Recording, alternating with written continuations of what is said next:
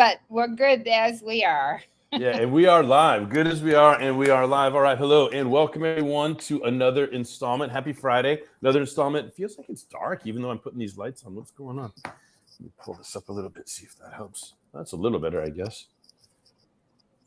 Is that better, Patty? Maybe? Yeah. You're visible. Okay. Background is dark. Okay, who cares about the background? All right, welcome to another installment of Get a Klu in 52. By now, you know that I started this Get a Klu in 52 thing back in 2019 is when I published the first version.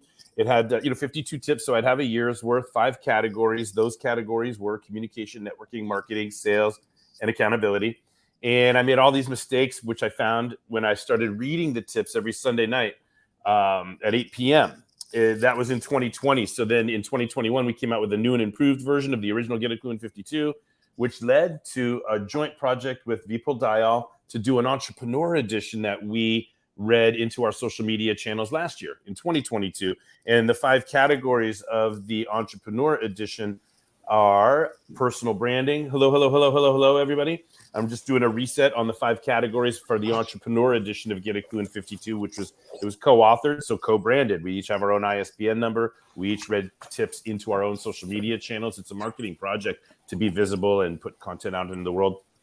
But these 5 categories were personal branding, business acumen, business ownership, leadership and influence, and then work-life balance at the end. So we read those tips on Tuesday nights last year in 2022. And because of a couple of factors, one of which is my affiliation with, and by the way, let me just go ahead and say welcome everyone to Get a Klu in 52 for coaches, myself included. The reason I decided for this year to be about coaches, myself included, well, one, I've been in the game 17 years. I got a thing or two to share with aspiring and emerging coaches, but I ain't done, right? And I want to invite people to join an ecosystem where I can learn with and from others. Same reason I was involved in a merger with California Coaches, which I sat on their board with the Professional Coaches Alliance. Now I sit on the board as a VP of Communication for the Professional Coaches Alliance. So as I am an advocate, a volunteer advocate of time and energy and resource for the profession of coaching and the good that it does in the world, I thought I would be synergistic and feed several birds with one grain. And as long as I'm going to do a Get a Klu in 52, as long as I'm volunteering for as vice president of communication for Professional Coaches Alliance, why don't I make this year's Get a Klu in 52 about coaching and for coaches? But let me be humble and say for myself included, because as much as I have to teach, I have that much and more to learn. So thank you, Janina and Patty and Sue, for being here with me live. Welcome and happy Friday to each and every one of you. As a matter of review, the 5 categories for Get a Klu in 52 for coaches, myself included. First of all, we started the year with 11 tips. And section 1 was self-promotion. We become a coach. We have to self-identify, as a coach. We have to use some sort of coaching pronoun with ourselves. It's kind of cute. Self-identify as a coach. How do you self-identify as a coach, as a world-class coach, right? But then we got to let the world know. But then we get so excited about that, we want to evolve and mature. And what's the point of self-promotion? Because we want to build a coaching practice. We want to have coaching clients, or we want to be able to apply our coaching skills, right?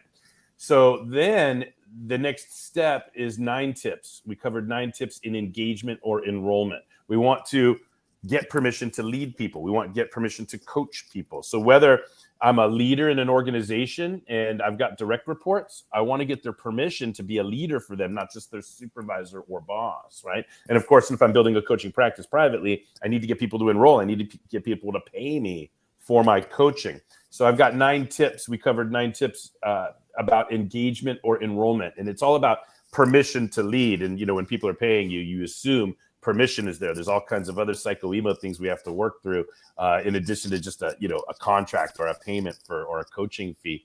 But as I'm scrolling through these banners, let me just let everybody go ahead and grab the URL for the Professional Coaches Alliance. If you're interested in checking out the community where you can learn with and from other coaches, there's tons of content, tons of networking, tons of collaborative opportunity, a beautiful archive of learning material. There's just a great home waiting for aspiring and emerging coaches and people service providers that sell to coaches, that sell us the things that we need to grow our business. There's lots of space for you in that ecosystem as well. So then the third section of our book, which we covered of the book Get a Klu in 52 for coaches earlier this year, was motivation. And we just got out of this section a couple of weeks ago because last week we went into our first tip on accountability, which is where we are right now.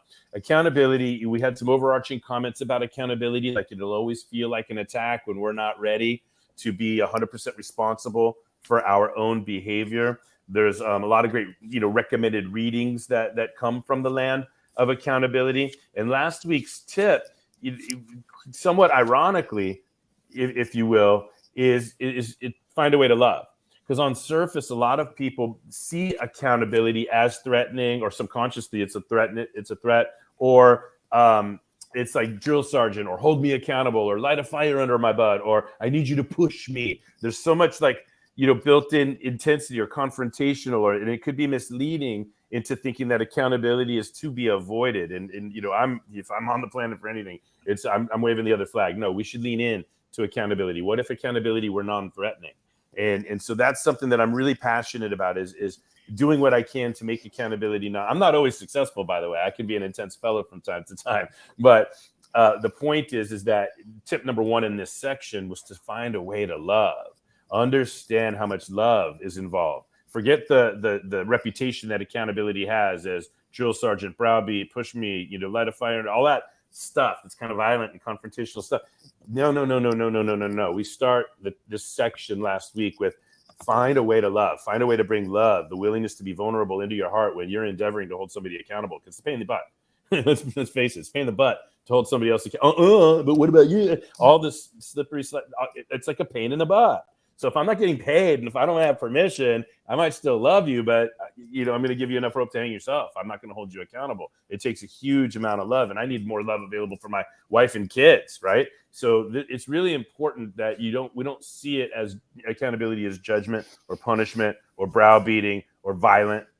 You follow? That we see it as our willingness to be vulnerable for the others' personal, professional, spiritual growth.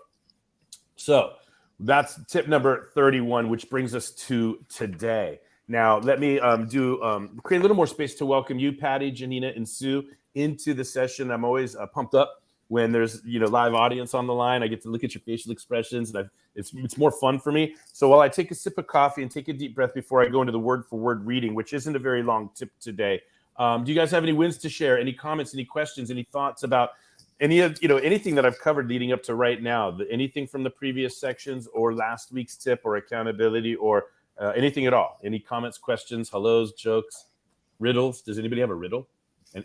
Anything at all before I get started reading the tip word for word? Okay. All right. Well, the coffee has been sipped.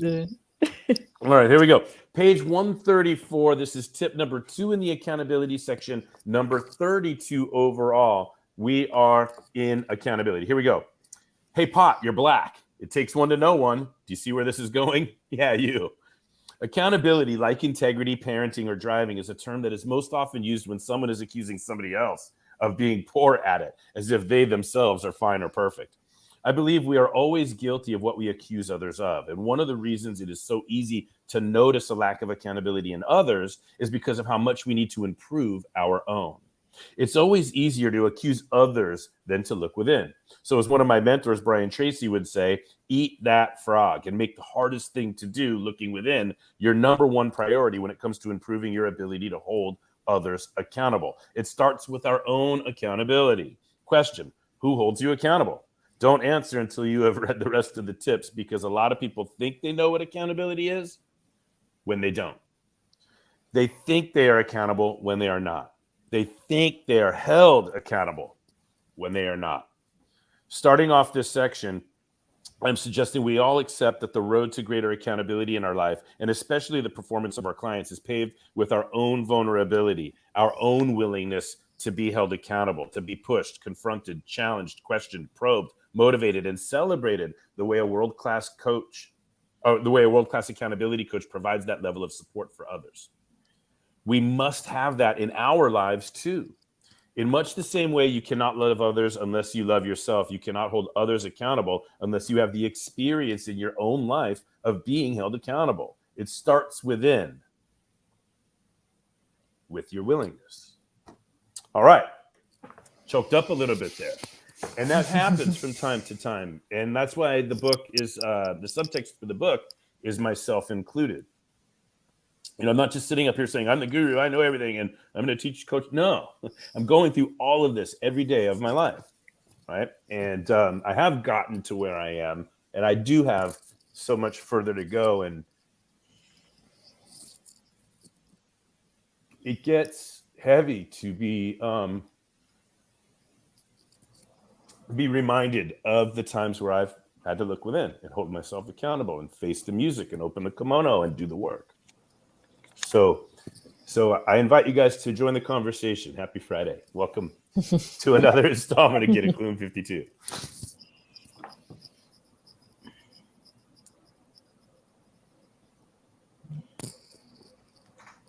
Going once. Going twice. I want to,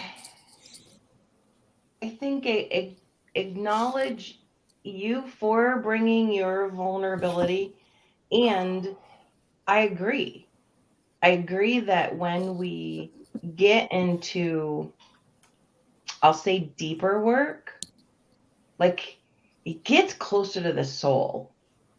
And I think we can only be of the service, the highest service to another, when we ourselves are doing that for ourselves. So I think there is this match of some kind of like, well, I can go to this level, therefore I can help people to this level. But if I go to this level, I can help them to this level. So that's what I'm kind of taken from. Yeah, well, the point that I think you're building on, thank you, Janina, is who are we as coaches fooling, thinking we're going to hold other people accountable if we have not embraced that experience for ourselves, if we have not allowed ourselves to be held accountable, if we have not admitted, confessed, been allowed to have been, given somebody permission to confront, to probe, right? Trusted that however uncomfortable it is, right? All of that stuff, right? Called people to apologize, whatever it is, right? And so that's, that's this piece is like, we can't do it. Like, again, for coaches, right? If maybe you're not an accountability coach, and maybe accountability isn't one of your brand promises in your coaching, right? There are people that I think that might, on a continuum, a certain type of continuum of coaching, there's, like the spiritual to the material, let's put it that way, right? So and I don't like it, but, I want to change the name to Klu instead of woo-woo, but it gets called woo-woo. And I don't think that woo-woo is fair to woo-woo, because I like woo-woo, and I think that, we need to pay attention to some woo-woo. So I want to, sometimes it gets cheapened that it's not tangible, it's not material, it's not masculine, and no, we need both. We need to integrate, the whole, the masculine, the feminine, the light, the dark, the whole thing. So that's where I stand, right? But for me, motivation plus accountability equals results. That's my formula. That's the way I coach. That's right. There's these things that I think are required to be world class. A lot of people can be a coach. Anybody can cook. Anybody can be a coach. But being a coach that earns money coaching, being a coach that's sought after, being a coach that gets to enroll clients, raise rates, get assignments around the world, right? You're not going to call yourself world class in my book unless you're skilled and loving at the art and processes of accountability, unless you've been vulnerable or willing to be vulnerable. And there's a lot of coaches that just haven't mastered that. And they wonder why they're not enrolling clients, because they can't communicate what accountability is going to look like and preview it, well enough for the prospect that they know, if I enroll in coaching here, or when I enroll in coaching here, I will be held accountable. I'm not just enrolling. I'm not just buying a bunch of sessions. I'm giving this person permission to confront me and ask me questions. I'm committing to being on time, showing up, doing work, on and on and on and on. So and of course, what the other thing that this is the second tip in the section, but it reads as if it's the first. It's very, very like a hair split, right? And what we're talking about is, find a way to love and then look within. They could have combined to one tip, but I think that there's a distinction enough to make them two. You know, we referred to this willingness to be vulnerable. M. Scott Peck in The Road Less Traveled, you know, offered that definition of love, the willingness to be vulnerable for either our own or another's spiritual growth. Personal, you know, he said spiritual. He was always focused on spiritual. I would expand that to include personal, professional, spiritual, right? In the realm of coaching, that's what we focus on for people, right? But then back to this piece, you know, all these tips ago when we were talking about enrollment or engagement, back to these 9 tips on enrollment or engagement in the definition of love. The willingness to be vulnerable for either our own or others or our beloveds' personal, professional, spiritual growth. So in the whole enrollment piece and the whole building a coaching practice piece, we also have to love ourselves. We also have to be disciplined and do the work of coaching and do the work of selling coaching and pricing it out and creating programs and promoting and marketing, all of the things that we're going to get to later on at the end of the year on the 12 accountabilities of building any coaching practice or any practice at all, really. That's going to be fun. I'm going to be loosey goosey, not as emotional as I seem to have found myself today when we get there. But that's a great comment starting us off, Janina. You know, the look within thing is so critical. And, you know, you also said something else that we teach in the training, by the way, is that we can never change other people.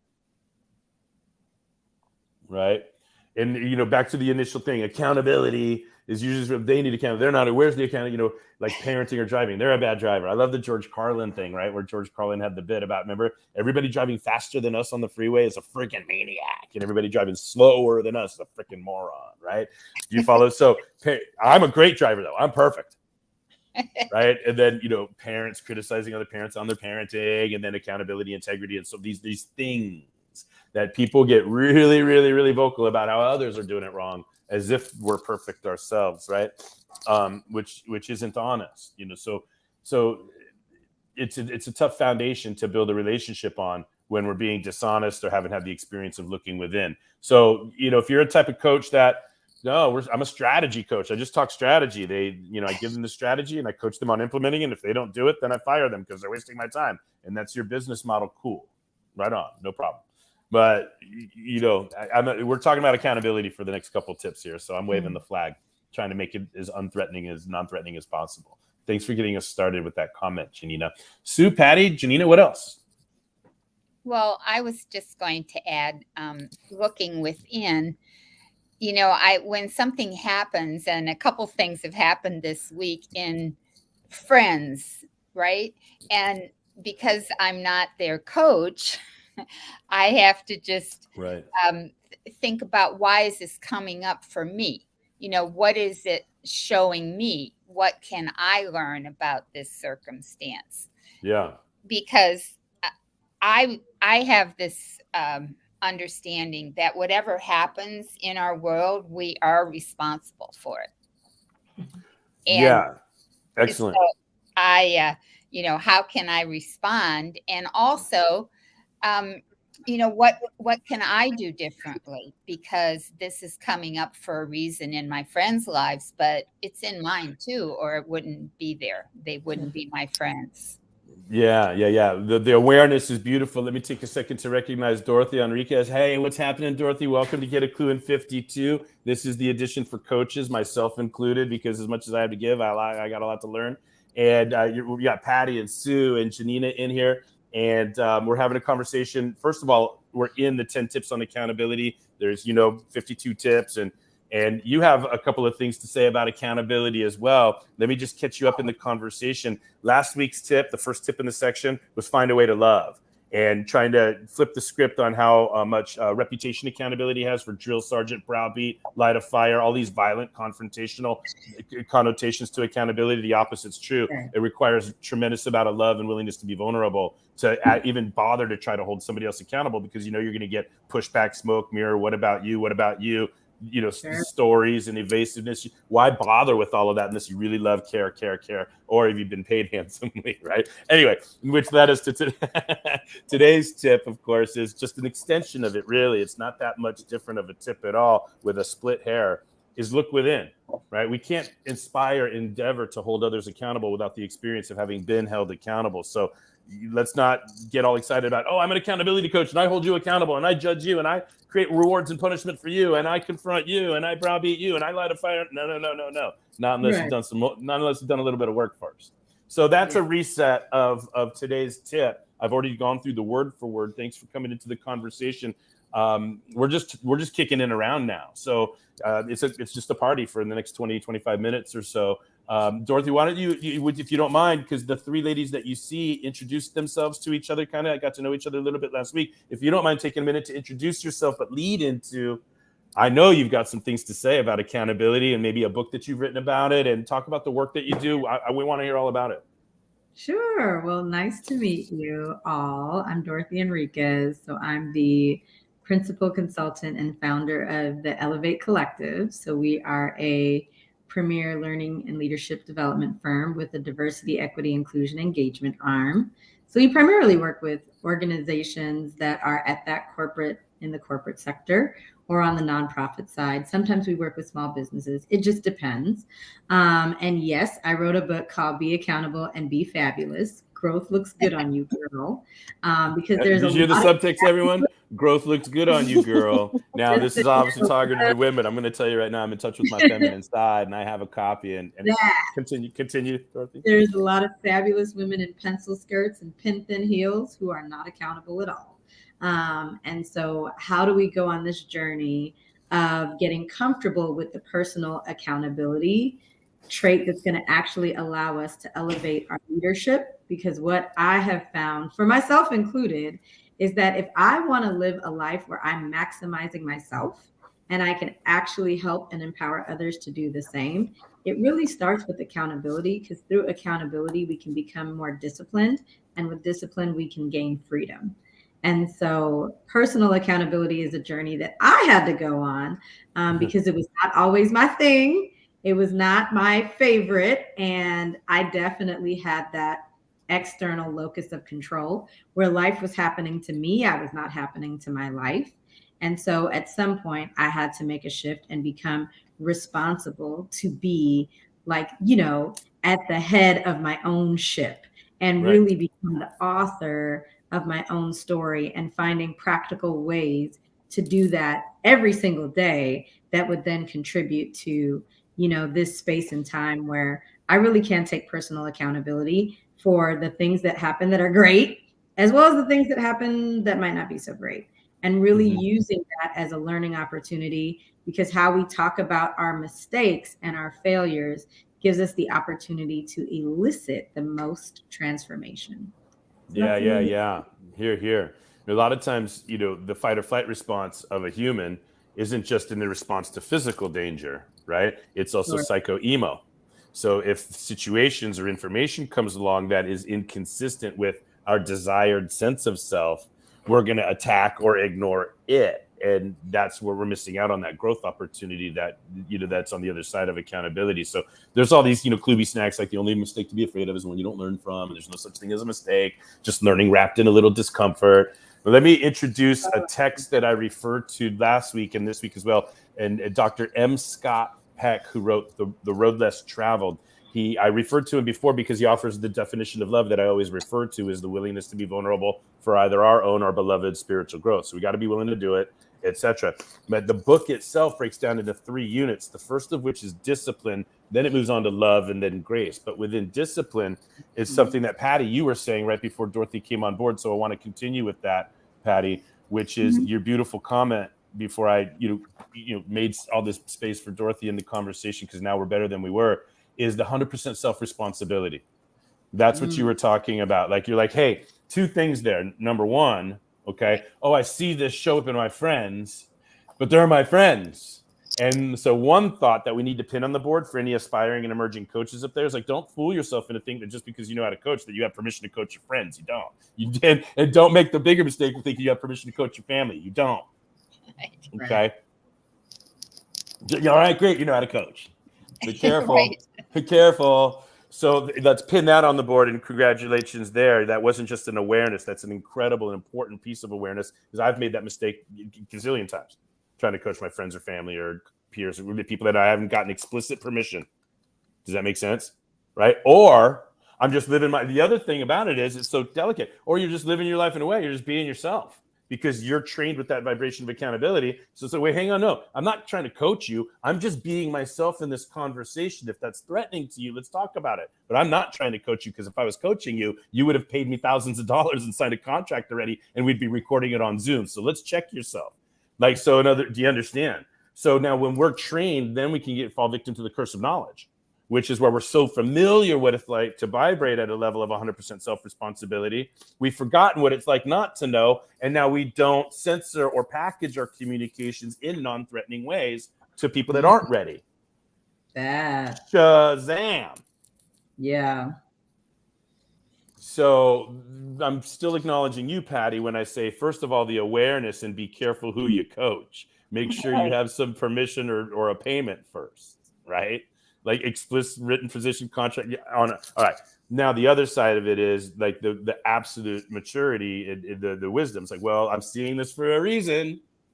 I'm not their coach, but I'm seeing this. And then you go into 100% self-responsibility, which is a tenet that Dr. M. Scott Peck offers in this section on discipline in The Road Less Traveled, where he's talking about discipline first before he gets to the big section on love. Discipline, the willingness. Now, here's a great saying, and this is not just for us, right, but also for our clients, those of us that are practicing coaches. In addition to being consultants, trainers, speakers, authors, blah, blah, blah, I'm talking about the vertical of coaching. Even if nothing is our fault, it's Kluby snack. Can I put it in? I can't wait. Hashtag Kluby snack. Here we go. This is great. I'm going to do it this way. Can I do it? Sure. Even or especially. Even or especially when nothing is our fault, it remains that everything is our responsibility. You guys have heard this before. We are all capable of responding. We are all able to respond. We are 100% able to respond to everything that happens, right? So that's, and when I say myself included, right, I'm constantly self-reflexive about if I'm ever unhappy and blaming it on another.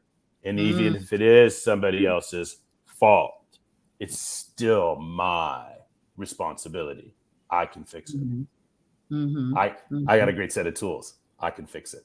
I'm quoting Jeff Spicoli from Fast Times at Ridgemont High after they crashed the car and blah, blah, blah. Oh, my dad's got a great set of tools. I can fix it. Anyway, so I love what you've offered there, Patty, because it's so important. I wrote a Kluby snack out of it, and I slowed down on it. And that 100% self-responsibility. It is crazy. As a matter of fact, read something. It is crazy the lengths people will go to avoid being responsible or accountable. Yes. It is mind-boggling the lengths people will travel and all kinds of, like, just to avoid, it's like to avoid one blemish, they will soil the whole whole outfit.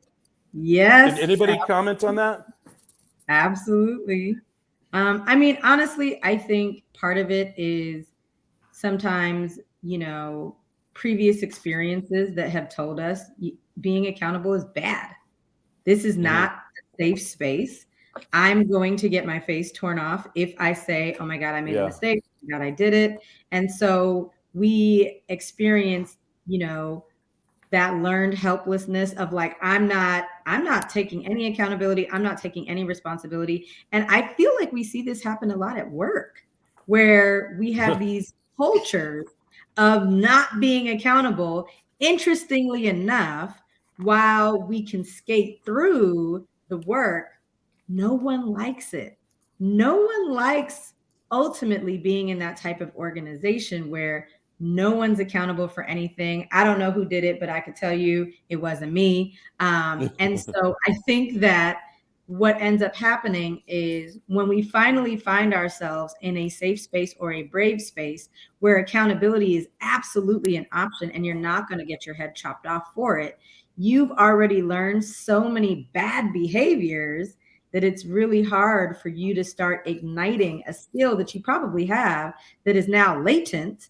And now you're having to work double time, triple time to bring it to the forefront and relearn that accountability is a good thing. And when we are accountable, all of these things can flow from it, not just for you, but for the other people that you impact, because we're all leaders, right? Yeah. We're required to lead from every single seat that we sit in. And so if we're being accountable and modeling the way, remarkable leaders take personal accountability, right? They take responsibility.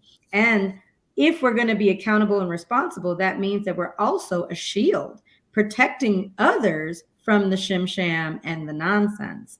But again, if we've been burned 20 million times by raising our hand to say, I did it, by raising our hand to say, I didn't know, by raising our hand to say, I made a mistake, by raising our hand to say that I failed, and it's getting slapped or chopped off, well, Every time, yeah. absolutely, we're going to stop saying anything about anything, but the impact, especially then it becomes exponential.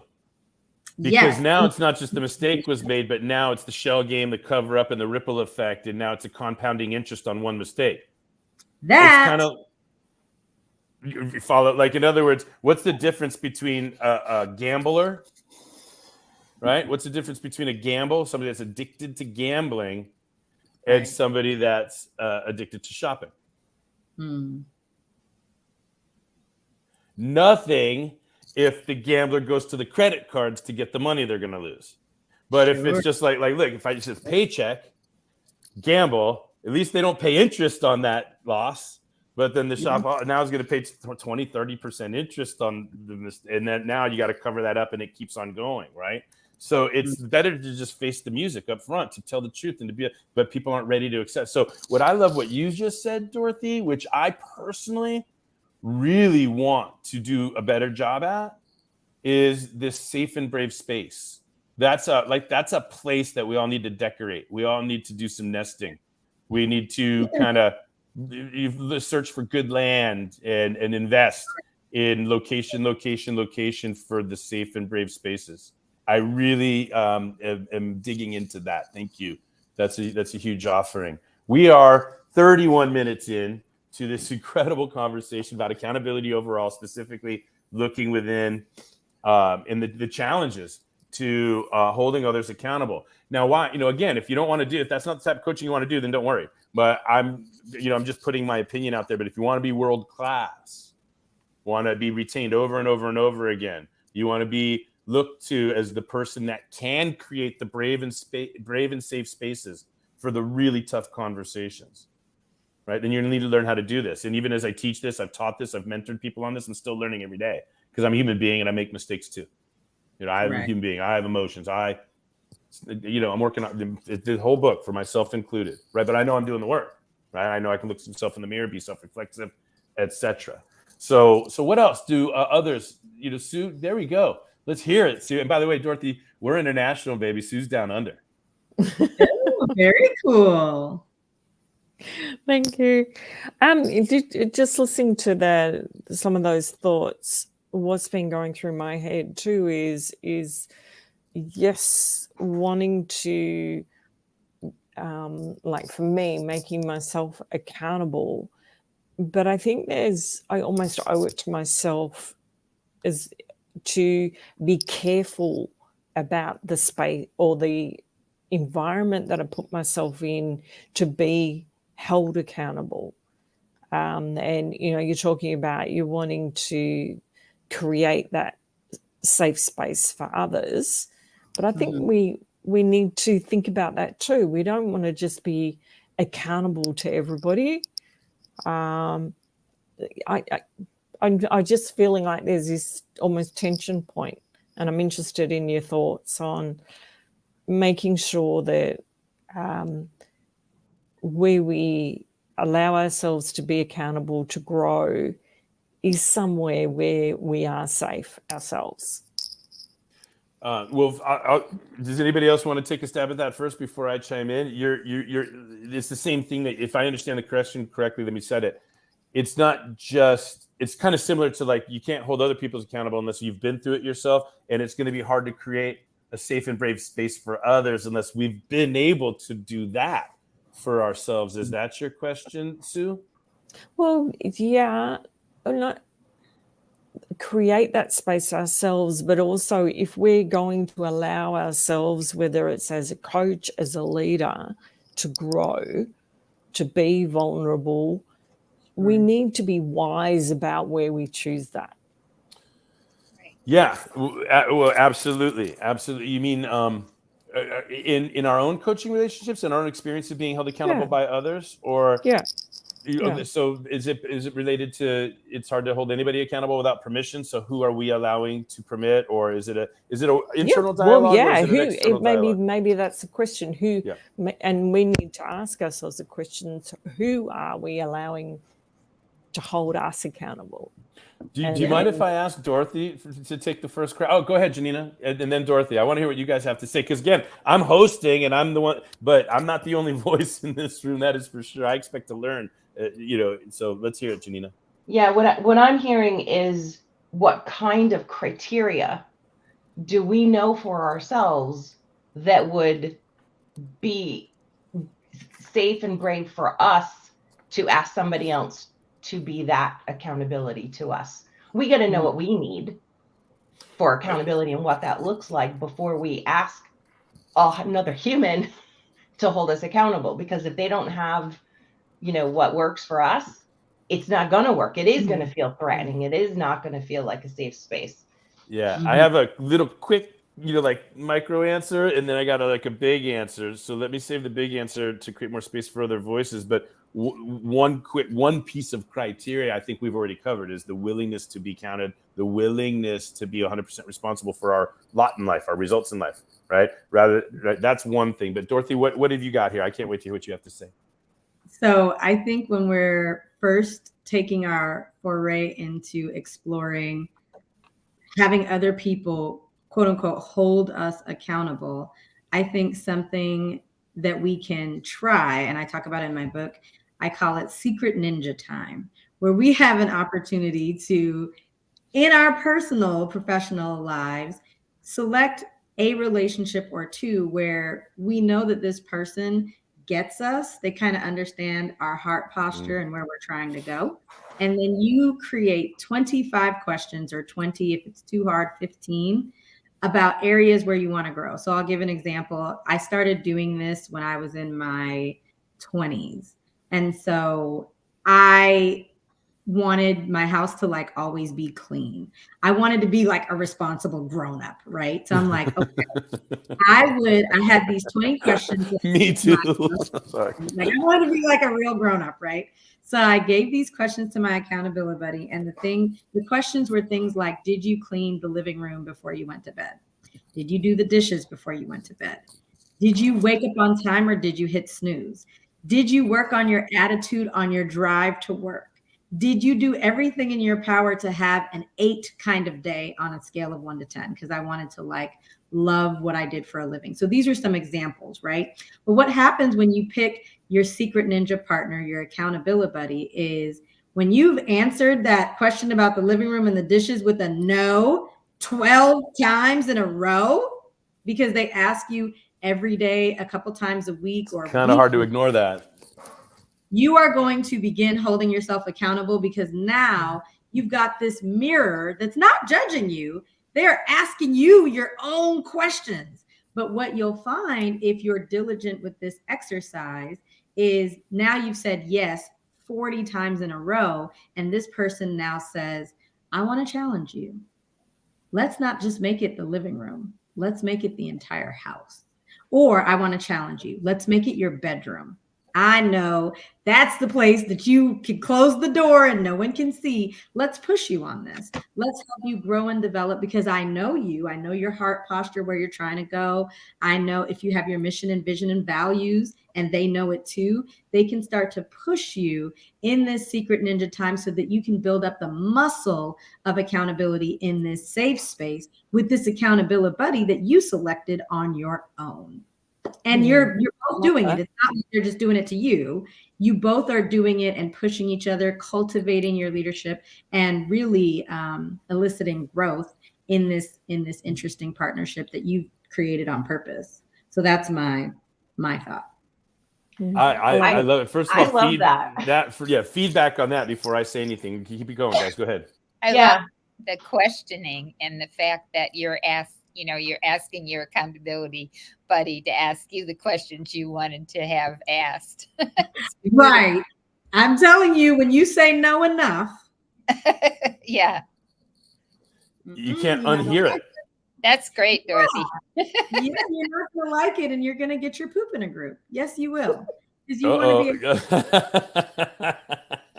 be. I've never heard that. Poop in a group is pretty good. It's like I did the translation in my head. It showed up super funny. Now, Dorothy and I have had one. Have you guys ever had one of those experiences where you meet somebody and they start talking and you're like, have you ever had one of those where you hear the words coming out and you're like, that sounds like something I would say, or that sounds like they have an understanding that I have, but I don't always hear people talking with that level of understanding. So this is familiar to me. I recognize this. This sounds good. This feels. Sure. You guys are. That's Dorothy, right? Dorothy and I have known each other like a month. Okay, Right. and we're cultivating, right? And so, case in point, another piece of evidence of that, not proof, but evidence, is answer some questions and have people hold you accountable to that. They're your answers. And they're your questions. Well, okay. So that's where we differ a little bit. I created 10 questions called the integrity game. You're right. So I have, the integrity game is a 10-point model. And what I'm trying to share to the world, right, Sue, is you've done this work, right?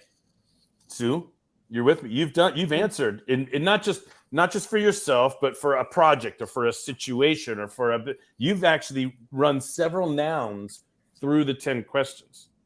Yeah. Right. So now you might have 30 answers, 40 answers, okay, that you can share with somebody that you feel safe with. But, one of the things, so there's two pieces of criteria there. First of all, do they know your heart and everything Dorothy said, right? Well, so part of it is like, who are they? But if I don't have answers to my integrity game questions, how am I going to know if they're going to fit into my game? Right. So to me, if I have the questions, everything becomes, does this integrate or does it not integrate? Does this empower my answers or dilute my answers? Does this, retrofit my answers to hold together for foundation for all the action and all the bravery and all the courage that I need to go make it happen? Or are they pressure tests? Is this a pressure test or is this a retrofit? So I start to see the world as either a pressure test or a retrofit. Hi, how are you? Are you pleasure or pain? Are you love or fear? Are you a retrofit or a pressure test? How you doing? My name's Jeff. That's good. Right. Thank you, Dorothy. Oh my God, music to my ears getting a compliment from you, right? Because everything you've offered, this is a great conversation. Isn't it fun when more people play? All right. Mm-hmm. So part of it is the other person, them knowing your heart and all that stuff. Okay. Yeah. But one of the things that makes it safe is back to what Patty said. If I'm willing to be 100% responsible, then I'm willing to answer. And now I don't care if it's a stranger or the most closely held relationship in my life. They're my answers. So I'm already safer by the fact that they're my answers. Where what happens is when we get answers from others, there's automatic resistance, right? So I can't answer my wife's integrity game questions. She has to answer her questions. Sure. You understand? Mm-hmm. Right? So I can't hold her accountable in a safe way until she has answers. Does this make sense? Right? Whether in the stranger's not going to know where to start either, right, unless I have answers to my questions to hold me account. Same thing, right? Mm-hmm. So where Dorothy and I connect is, and by the way, Patty too, it's string the pearls. It's the willingness to be 100% responsible, the willingness to ask yourself and answer questions and then share your answers with another. And that's what the integrity game is all about. Is it's easy to understand as it is difficult to play. And so, yeah, and then the integrity game is born in the land of accountability. So, Sue, great question. And that's not every answer to it either. Those are just a couple of answers. But I get excited when I hear how right I am about like how many thousands of years I must have known Dorothy and how wonderful it's going to be to collaborate professionally for the next couple thousand years. So here we are. Last call for comments, questions, jokes, riddles, wins, shares, expressions of gratitude, digital hugs, any of that. This is the last call. And then Janina and I are going to have a hygiene break before we meet as board members. Well, Janina, as far as I'm concerned, the whole board rotates around, she's like, I'm not officially on the board. I'm operating. So stop with the details. You're the board. I call it leadership. It's leadership. She's a critical piece of our vertebrae at Professional Coaches Alliance. So if you would allow me to make one last plug for the Professional Coaches Alliance, where we don't teach you how to coach. We invite you to join the community, to collaborate, learn with and from each other, be a speaker, work with aspiring and emerging coaches, or be an elevated level of membership to contribute.